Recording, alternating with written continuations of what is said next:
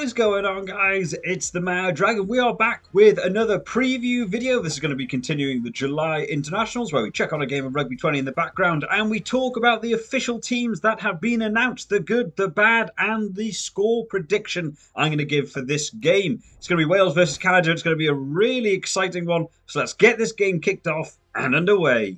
Alrighty, Dan Biggett is going to get us kicked off and underway. Not that he's going to be taking part, of course. He's off with the Lions. They're going to be playing their own games. We won't be seeing any Dan Biggett in this Wales team. In fact, I've just realised I'm playing as Wales. Normally in these preview videos, I play as the lower rated team. Well, this might be a bit of a massacre. We'll see how we get on. So, Wales versus Canada. This is going to be a really extraordinary game. He says, as Josh Adams gets straight in and has a try. It's not a game we get to see very often. Wales versus Canada hasn't happened for a good while. Even in things like World Cups and stuff, it's difficult to get this sort of matchup for Wales versus Canada. So I'm really looking forward to see how they get on. Wales, of course, are coming off the back of a Six Nations win that I think previously, before that Six Nations started, not a lot of people saw was going to happen. But of course, since then, a lot of those players are off now. They're going to be off with the Lions. The team is going to have been shrunk down, and they've got to try and work with the players they have left to achieve the most. I've just missed that by hitting with the crossbar there. That was a shame. But they're going to have to try and keep that run of form going, considering how many people they are missing. Of course, recently, Alan Wynne-Jones and Tipuric have both got injured in that Lions side, which is going to affect the Wales team because they've now had to ship off Adam Beard and Navidi have also had to go. So they're running lighter than probably most teams in terms of the people they have available to play. But they've still managed to keep it a little bit less in terms of the uncapped players in the actual squad, as opposed to someone like the England team, who I think had something like 21 uncapped named originally. So let's take a look at this Wales team. And considering how many people are out, there is still a lot of big names in this Wales team. That front row, Nicky Smith, Elliot Dee and Dylan Lewis, is a good front row partnership. I'm liking all of that across the board. Nicky Smith's doing well at prop. Elliot Dee, for me, is currently the number 2 behind Ken Owens in that hooker position. I do think he's ahead of Ryan Elias in regards to that. I like Elliot Dee. I think he's doing very well in that hooker position. Moving forward to the locks, Carter gets to make his debut, so it's going to be fun to see. Of course, Adam Beard now out, as well as Alan Wynne. You know, there's a lock department all over the place there. I'm not sure about Corey Hill. He hasn't been named. I'm not aware of an injury to Corey Hill. Maybe they're just leaving him out for this game. Ricardo's going to get a start at number 4, and Will Rowland's is going to go in at number 5. So we get to see a little bit more of Will Rowland's. Definitely up and coming in the world of the Wales international squad, so it'll be nice to see him. Looking at that back row then, Ross Moriarty playing at 6, which is something I've seen him doing at club level an awful lot more recently. Not a position I ever had him down as. I quite like him in that number 8. He's quite an aggressive player in that number 8. So seeing him in that 6 in the flanking department is definitely a new one for me until I got to see some of the Rainbow Cup and stuff going on. So Moriarty will take over that 6. James Botham taking over at 7. Of course, with no Tipuric in. So that number 7 jersey up for grabs. There's a couple of people who could be competing for that 7 jersey. So good on James Botham, trying to make the most of this. And finally, in that number 8 position, Aaron Wainwright. Now, this is quite a big call here. Aaron Wainwright, of course, can also play flanker as well as number 8. Sort of exactly the same as Ross Moriarty. They've gone for Wainwright at 8 over Ross Moriarty at 8. So they're obviously believing that maybe Wainwright has got a better ball carrying technique. I certainly wouldn't have... oh, what on earth was that pass? I certainly wouldn't have Moriarty down necessarily in terms of the breakdown as good as Aaron Wainwright. I prefer Aaron Wainwright in the breakdown. And even in the line-outs, actually, get him in. Maybe it's a bit unusual to have that number 8 jumper in that line-out going in. Maybe. We'll see how that works out. But across the board there, 1 to 8, still looking very strong. It's nice to see that Pivac is still able to put a strong team together, even with so many players missing. Let's move on to the back super quickly as Lee Halfpenny here on a fantastic little run down the outside.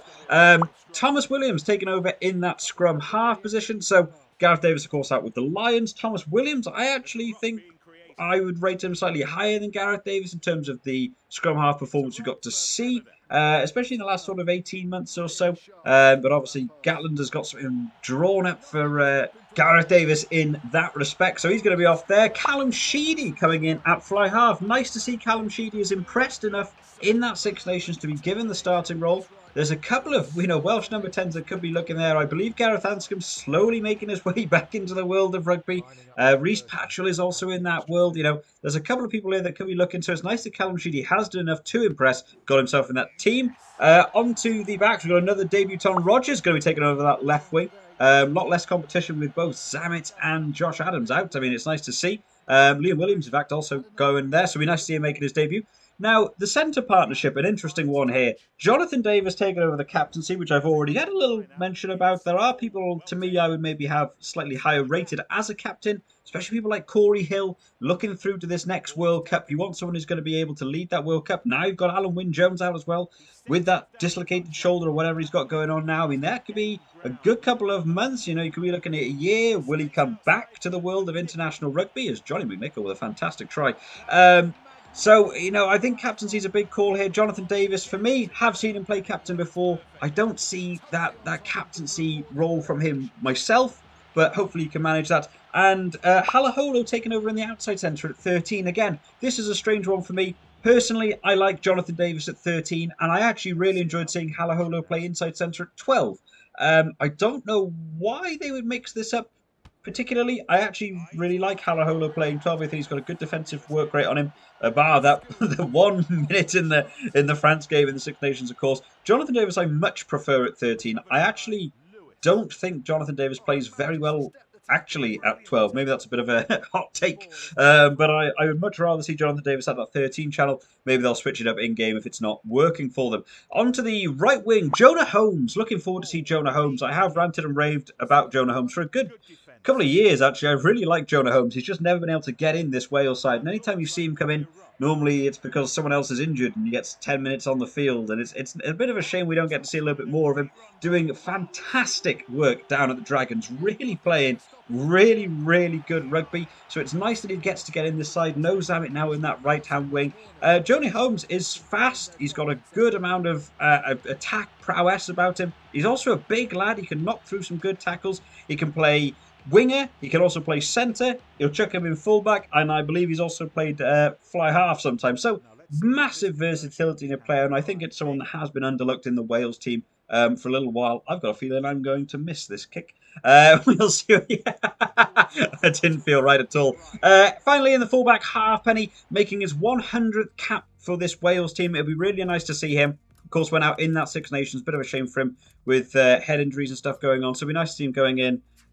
He's a great fullback and has been a fantastic unit for the Welsh team for the last few years. So I think he deserves to be there, and it'd be nice to see him playing in that fullback. So 1 to 15, strong, really strong. I did think maybe they would try and get a few more uncapped players in there and try and really play a brand new team. Considering Canada, not to be mean, not the highest in the world of rugby. Definitely, you maybe say tier 2 nation. I thought maybe they would go for a bit of a more youthful, more undercapped team, but Wales showing the respect, playing a high-level team. We're already into the second half, so I need to hurry up on some of my talking. We'll quickly move on to talk about the replacements.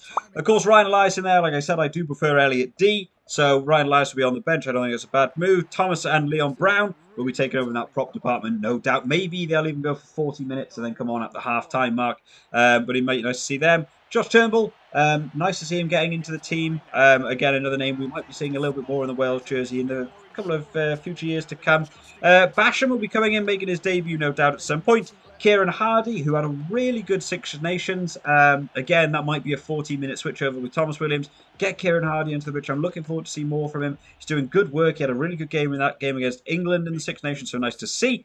And finally, we got Thomas there at 22, who will come on. I don't know a lot about him, so it'd be really nice to see the impact he'll have from the bench, given that, some of the impact that are already in these teams, people like Sheedy coming on from the bench is a real impactful player. So, you've got to match the ability of what you do coming on from the bench. And now, finally, Nick Tompkins coming on from the bench, which it doesn't work terribly, in all honesty. We did see it in the Italy game when he first ever sort of made his appearance on the international stage. I do like Nick Tompkins. I like him much more in that outside centre channel. Again, one of the weird choices for me. They keep seeming to play him at 12. I really like him at 13. I think he needs to sustain at 13. I imagine what might even happen here is he'll come directly on for Halaholo at some point, but it'd be nice to see him get on. But across the board, 1 to 23, really good team. I really would think this would probably be a winning combination team of for Wales here, and I think they'll want to show off a little bit here. There's definitely try-scoring opportunities from some of the players in here. There's a good little sprinkling of players making their debuts who will want to make the most of this chance to actually get on the field and represent their country. So for me, I think it's a really good team, and they're going to have some quite stiff opposition. Now, Canada is not a team I know an enormous amount about. Obviously, there's a couple of standout players. You think back to the days of Duan van der Merwe making his, what did he do, 3 World Cups? Very good in that Canada team. But the Canada team is going to be a bit of a new one for me, so bear with me here as we take a look at the Canada team. And there is some big old graphics for the Canada team, which is nice. We get some clear views. However, the only thing with this graphic is that I don't know who plays where, and my knowledge of Canadian rugby isn't the best that it could be, unfortunately. So we'll have a little look at the list. We'll go through them. I'll try and shrink down some of these graphics so they're easy to see on screen for you guys. So, in all honesty, I don't know sort of what order they're going to go in. Josh Larson, he may well be the hooker. He may well be number 5. Unfortunately, I'm not going to be able to have a lot of commentary on this, as has happened with a couple of these preview videos, unfortunately.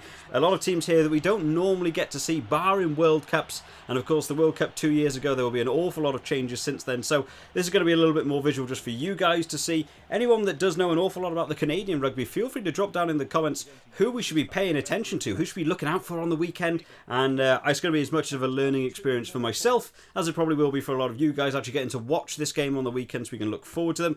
We'll quickly check out the backs here. Ross Broad, Peter Nelson, Kinda Lloyd. There's some people here. Unfortunately, I can't offer a lot more than this, but I thought people might just want to be able to have a look at some of these teams. Again, as you can see, probably by the things next to the names, the actual teams they play for, a lot of these people staying actually within regions that aren't, none of these players are playing in the 14s. None of these people are over in the sort of Premiership in the English level. Oh, was Dan Bigger nearly making his way through there. So, unfortunately, I'm not going to know an awful lot of them. And finally, we'll chuck the reserves on screen for you guys so that you can see, just in case anyone is interested. This is going to be the Canadian team. Unfortunately, I don't know a lot. We don't get to see a lot of Canada rugby playing, unfortunately, in the Northern Hemisphere here. Or in the UK more, I should probably more say more. So anyone that has a little bit more information, feel free to drop it down in the comments. But my Canadian rugby really isn't that good at all. So sorry for that one, guys. A little bit embarrassing. So what do we think about this game? Score prediction-wise, for me, I'm definitely going to call this one at a Wales win. I would be doubtful it will meet the same scoreboard as we have in real life in this in the game in the background here. I doubt we'll be getting near the 50 markers, but I would be looking for a comfortable Wales win here. Wales have put on a big enough team to represent sort of almost a professional standard team here, that they'll be able to, you could enter this team probably into a Six Nations and look to try and do quite well. I imagine against a team like Canada, who's probably still there in their Tier 2 nation for rugby, they'll be looking for a win. So I'm going to go for a Wales win.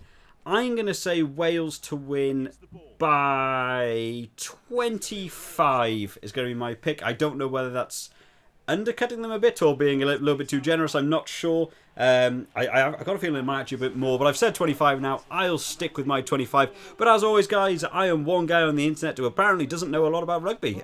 It's one thing I'm finding out doing these preview videos. So make sure you drop down in the comments who you think's going to win, what you think the score will be, who do you think's going to score tries, who should we be looking out for on this Canada team, who's going to be impressive. Are we going to see the new Van der Merwe that used to play for Canada? Is he going to be coming back in now? Someone else making a brand new name for them. Hopefully we'll be able to see a real good game. I'm looking forward to seeing this game, especially to see how a couple of these new Wales boys get on, and also how this Canadian team plays, because Canada after this I believe are playing England, which isn't going to be the easiest team in England. They're probably going to have more uncapped players playing them than the Wales team is currently, but I'm sure they'll be wanting to try and shuffle a little bit. They'll want to get a few tries on the board if they can do. They'll be wanting to take the 3 points where they can, just to try and keep that scoreboard quite nice, give them a bit of confidence moving through. I don't actually know if Canada's been announced to be in the next World Cup. I don't know if that's happened yet. They might be one of the teams still in the playoffs to play in the World Cup. But I'm really looking forward to see how they get on. Hopefully we will see a good game and not be completely one-sided. I'm not a big fan of games where it ends up being 60-0 or something, and one team completely dominates. Wales have, had a couple of good games against Tier 2 nations. We saw it in the Autumn Nation Cup against Georgia, winning that game 18-0 with some pretty low-capped and new players in that Wales team. So hopefully Canada will have a better game, but make sure you guys do drop down in the comments what you guys think. We have, of course, done videos for all the other Summer Tour games going on this weekend, and I will continue doing them throughout this whole July tour, I guess. We're also doing them for the Lions, and finally we do, of course, have the Fantasy Predictor on the go. You want to get in that team super quick because the games kick off tomorrow, and I think pretty much if you don't get in before that one, you might find yourself falling behind. And to be fair, I know so little about this Canadian team, this might be a chance for you guys to get ahead. But I hope you've all enjoyed today, guys. If you have enjoyed, make sure you leave this video a like, and if you want to keep up to date with all the latest videos, make sure you subscribe to the channel. It'll be greatly appreciated. I hope you've all enjoyed today, guys. I will see you next time. Bye bye.